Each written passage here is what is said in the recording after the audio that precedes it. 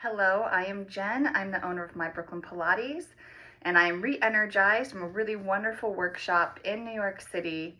It was Balanced Body's Pilates on Tour. I'm going to share a little bit of what I learned from Franklin Method trained Tom McCook, and he is also a Pilates teacher educator. So first, let's talk about strength training. What is strength training? Strength training builds strength, makes you stronger. What are ways that we can do that? We can use our own body weight, resisting gravity, the pull of gravity. You could use resistance bands. You can use free weights of multiple weights and weight machines. You could use Pilates machines like the reformer or the trapeze table. You could I have clients who use water bottles, who use canned goods, you could use a pair of old pantyhose or leggings and use that for resistance to create resistance bands. So you could find all sorts of things around your house that could even be used for resistance training or strength training. So, but we also want to be, as we do this strength training, we also want to be able to move efficiently, effectively, comfortably, and we want to be able to increase that load. So as we get stronger, what are we going to do to get even stronger? We have to increase the resistance or the weight. We have to increase the reps, maybe make the repetitions faster, maybe make them slower.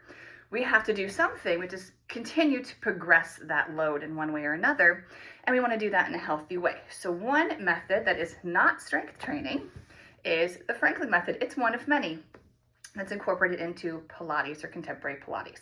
So this is for an exercise for your shoulders. So first, just take your shoulders up and down. How do they feel? What are those shoulder blades doing? How does one side compare to the other?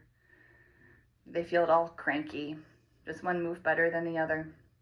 Just keep that in mind. We're not going to change anything. We're just noticing. And then to just help our nervous system and to release any tight fascial tissue is we're first going to take a hand, the opposite hand across to the opposite shoulder. And you're going to give that shoulder a little massage, like you're squeezing out a sponge. And as you do so, bring the shoulder up and then release it back down.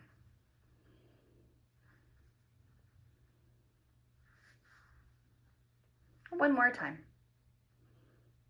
And then now from here, we're just going to pat all the way down the arm, up the arm.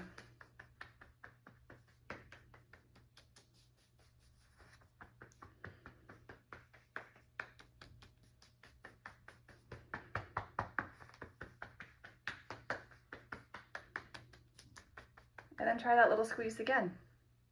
Does that shoulder move any better just from that little bit of tapping? Maybe, maybe not, it's okay. And then continue that squeezing massage around the upper arm.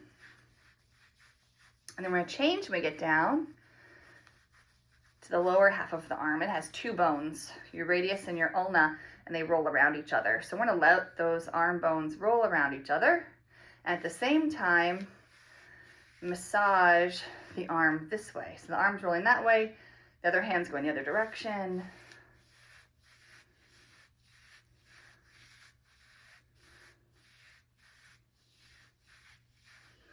And then take your hand around your wrist and roll your wrist around. And then reverse the circle.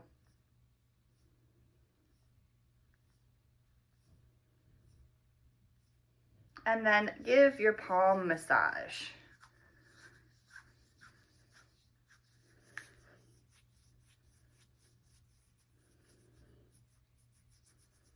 And each finger a massage. So a little gentle squeezing and twisting.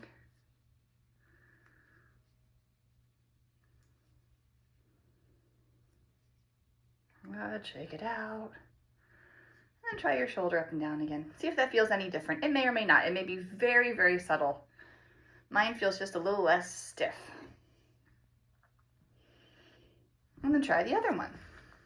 So a little squeeze and lift.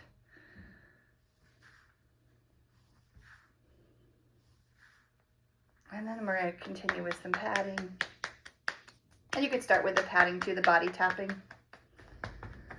You could also do this body tapping all over your body. Just if you're going to do your head, you would use your fingertips or your face just very gently. But you could do this on your chest, down your legs. But for this video, we're just going to show the arms and shoulders. And then go back to this one. The first time I learned body tapping was at a Pilates workshop for chronic pain. And it was an early morning workshop. We're all like there with our coffee cups, like, oh, I'm tired. And we just started off with some body tapping, and it just kind of feels a little tingly, kind of wakes you up a little bit. It feels good. So it's a nice little wake up in the morning for anyone. All right, and then massage down all around that upper arm.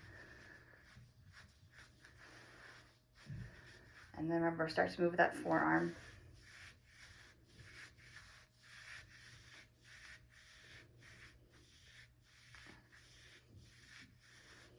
And hold on to your wrist and circles. Do you hear my creaky wrists? A little creaky, a little crepitous is normal as we get older, as long as it's not painful. If it's painful, it would be something to discuss with your personal trainer, your instructor, your doctor. And then massage the palm.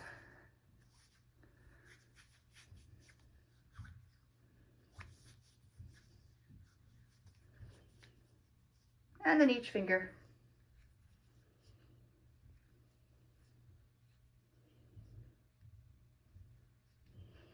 And shake it out. All right, try that again. How does that feel? You can move your arms around. You could also do this first, try moving your arms around. How does it feel? And then do that little gentle massage and body tapping. And then go lift your weights.